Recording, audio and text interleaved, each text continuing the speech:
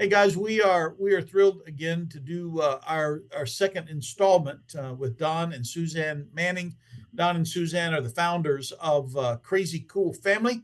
I know from talking to them, the response from many of you 2 weeks ago with your reaching out to them was great. So Don and Suzanne, you guys did an excellent job challenging. Now I will say this: I was like, man, where were these people 20 years ago when I was just beginning?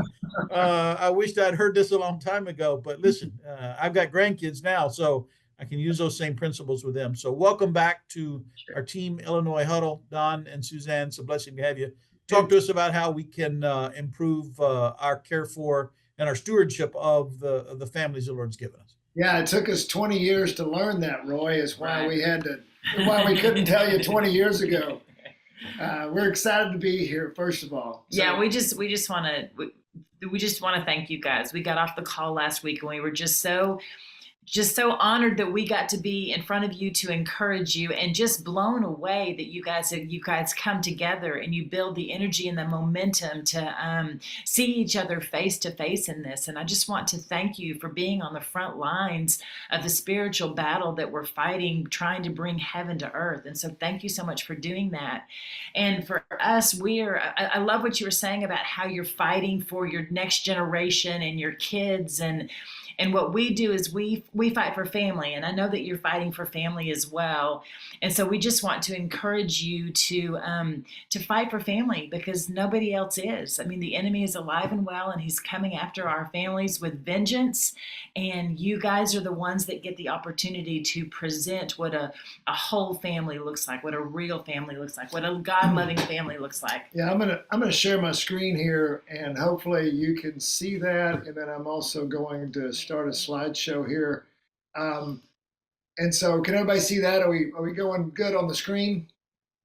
Good. So you know what we do. So yes, I like Suzanne said, we are big fans of the local church. We've been in the same church. We've been in the same church for over 30 years, and it has been, that church has completely and totally blessed our lives. We baptized all 7 of our kids there.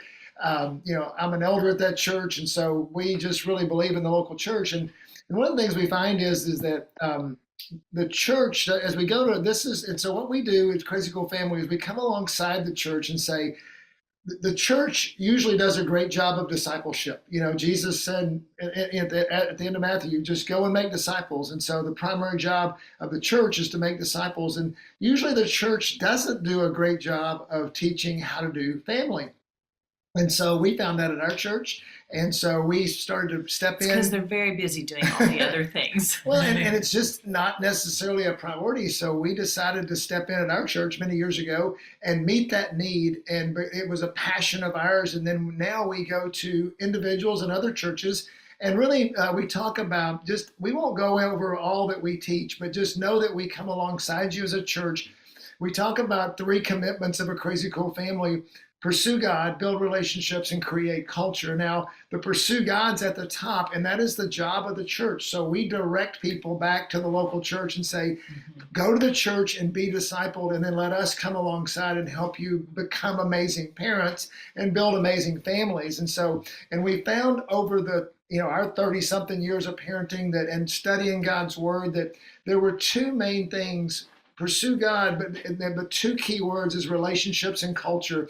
And so that connection is everything. And when we are connected with our kids and they're connected to God, and today we're going to talk about marriage connection, and how we do that is we create a culture. And so, so today what we're going to do, if you look down at the bottom right-hand corner of the house, you're going to see a word unity, and that's what we're going to talk about today, and in particular marriage unity, because really we're not about today trying to sell Crazy Cool Family. We want to bless you as a pastor. Sure. We want to bless you in your marriage. And so that's our goal today. And so, but we do want to illustrate that what we're doing is we're taking one piece of our culture deal and we're expanding it, and we do that with a lot of things. So today we're going to go to that bottom right-hand corner of the house and talk about marriage unity.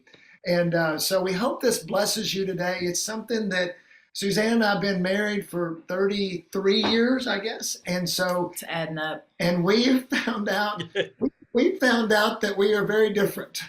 And I mean that and I don't know about you guys, and if we can't see you in the chat, but I mean, I would bet you would say that you're very different. One, because you're male and female. Right. I was going to just say that I spent the first, decade trying to change him into me. Like I wanted him to think like me and be like me. And I think a lot of that had to do because of male and female, because I wanted him to be like, see it like a female would see it. Yeah. And so, but, we have different Enneagram numbers. We have different ways of seeing conflict. We have different ways of parenting, and when we were first married, we had very different ways of parenting. For sure. And we both came from different family backgrounds. Mm-hmm. But what Suzanne just said is what happens a lot in marriages. As we see these differences, we see that with good intentions, we try to make our spouse think like us and act like us. Suzanne jokes that she tried to turn me into a hairy woman, that was her goal, that she wanted me to think like her and act like her and to see things the way she saw them. And here's what I want to really point out is we do it with good intentions.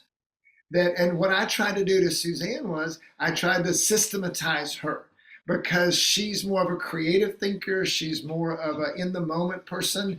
And so, when she was homeschooling our kids at first, I would come in and I would say, well, honey, if only you would do this, if only you would put this system together, then your life would be so much better. And you know what? And you can guess how well that went over. Right? And so here's what happens is we try to make our spouse think like us and act like us, and it doesn't work. In fact, it causes conflict, and we don't know what to do, because we're trying hard to help our spouse be better, but then they don't really want to respond to that very much, right? Yeah, I think it's so sweet of the Lord to design it that way, because in the beginning, when you're dating and you're wooing each other, you have everything in common. There's so much that's similar, but it feels like the day after you say I do, all of a sudden, what is the saying? Opposites attract, and all the qualities that are the opposite come out. And I just think it's just so sweet of the Lord to do that, because he knows that the two shall become one, and the two need to be radically different so that they can raise their family in a different, from different perspectives and different ideas. And yet, God loves unity. We see it in Psalm 133. We see it in John 17 when he's leaving and he's praying for the people and he says, Lord, let them be unity. In fact, if we have unity in our marriage and in our family, in John 17, he even talks about how it will show the world, that the world will be impressed if we have unity. So how do we gain? Instead of me trying to turn Suzanne into me and her trying to turn me into her, how do we have unity in our marriage, and how do we impact our parenting? And so we're going to tell you 2 agreements that we found and we preach within our family system to create marriage unity. And we'll talk about those a little bit more as we go on. So 2 agreements is, one is we agree on family values, not methods. I don't try to get Suzanne to do my method. We talk about values, and we'll talk about what values are in just a second. And then the other thing, the agreement we make is we agree to help make our spouse the best version of themselves. Mm-hmm. So instead of, my family does not need 2 Don Mannings. It needs a great Suzanne, and it needs a great Don Manning. We need to pursue God and become the best we can be. So how do we do that? How do we first agree on values, not methods? What does that mean? Well, first of all, what is a value? A value is simply something that's important to you. So and what we found is we talked to couples all over the country. And I bet that it's much easier for couples to agree on values than it is a method. And so what are some examples of values we want in our family? One of them is we want our kids to love the Lord, right? Yeah, and so that was a very high value for me. And of course, Don joined me in that. But my method about doing that is that I brought Jesus into our lives, and I talked about Jesus as if he was a sibling with them. And we would say, well, what do you think Jesus would do in this situation? So we would talk about that. Yeah, and so another value is working hard. Technology, what's the role of technology in our family? One of our goals is we learned over time we wanted to have great family relationships, but how do you agree on values and use different methods? Well, for example, let's take the example of working hard. Both of us would agree, both of us are hard workers, and we would agree that we want our kids to work hard. And I bet you guys would agree with that too. I don't hear many parents saying, I really want my kids to be lazy. Contributing members of society. I really like to have lazy kids. That's really a goal. But, so it's pretty easy to agree on the value of working hard. Well, Suzanne's more relational. So maybe she wants to have a conversation with them and really ask them questions about the value of working hard to get them to own produce, it to and own it desire themselves. it and want to do it. Exactly. Yeah, for me, I might go out and do a project with them. He's quality time. Exactly. And so we're going to go out in the yard. We're going to and see from example how dad works hard. My dad, for example, was the hardest working man I've ever met in my life. Right. And I learned working with him, laying asphalt in Texas, if you can imagine, how to work hard. And I saw a man that worked hard. And so that instilled in me a value to work hard. So when I teach my boys how to work hard, we're not going to go lay asphalt, but we are going to go out and work at. And so what we want to get through here is that when the discussion turns to values, I'll give you another example. Many years ago, and it relates to family, we read a seminar, and Suzanne and I heard someone say, your siblings, your kids should be best friends for life. And we said, wow, really? That's a value. Do I want to? And then we talked about it and said, do we want to adopt that value in our home? Because it's not going to be easy, and we don't feel like that happens a lot. But we agreed on the value now, and so then when we talk about things, we would talk about it in terms of the value, not the method. Right. So she might do it one way, I might do it another way. And in fact, that would be the question. Hey, Suzanne, I want to understand something. When you're doing this, what's your value? What are you going for? Well, and sometimes that leads to her to say, you know what, I was just having a bad day and I was really mad and there's no value whatsoever. But sometimes, and so but now I'm not blaming her. I'm not telling her she's doing something wrong. I'm letting, and as we get to the next one, this will come out more. Right. But do you see how but we could talk about, well, honey, how does that bring out the value of having our kids work harder, of following Jesus? What is that? What are you trying to do in there? And now we let God bring the conviction to Suzanne's life that's needed instead of me as the husband bringing the conviction. Is that making sense? Is that, just give us, and I'm looking over here to the people over here and on my screen, but give me a nod. And so talking about values is a great way to have healthy vision for your family. And it helps us to do the second thing, which is to help our spouse be their best. Go ahead. And I was just going to say that was the biggest shift in our marriage over all the years, is to realize, okay, I don't need to change him. I need to value and appreciate who he is. He's an extrovert, I'm an introvert, and appreciate that he's an extrovert and he's going to bring me out to do more things. He's an external processor, I'm an internal processor, so he's going to draw out my conversations. Instead of trying to make him think and do and be like me, I was able to appreciate and see the gifts that he has, the compliment that God gave me in him. And one of the best ways the phrase we use that helps parents or helps couples learn to do that is, how do you learn your wife's language? How do you learn your husband, for sure. How do you learn your husband's language?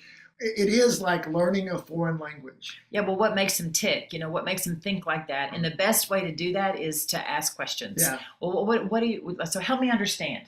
Like, why do you think that? What's going on? How do you? So this is the other thing. I am a feeler and he's a thinker, and so he had to think. He had to say, how do you feel about that? And I would have to say, how do you think about that? Yeah, and it was hard. And over time because we are very different and we see things a different way.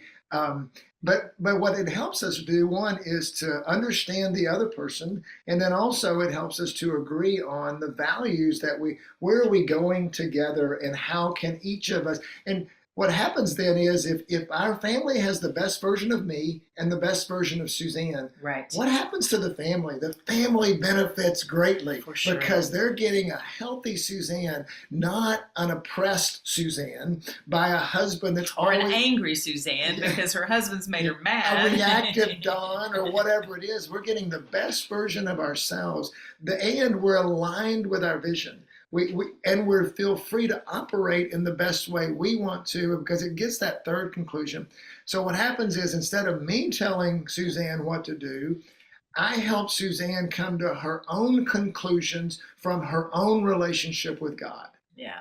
And then that brings real, if you really want to bring change. So if there's something that I wish Suzanne would do differently, or wish she would improve in her life, the best thing I can do probably is not tell her what to do, but to ask the questions, learn her language, learn the why, and then allow God to. I mean, you can say, I would do it this way, but that doesn't mean that your spouse is going to do it that way. And we almost gain respect and credibility with the relationship, so that we're helping because isn't it better, and this happens with your kids too, it's one way to bring unity in your home.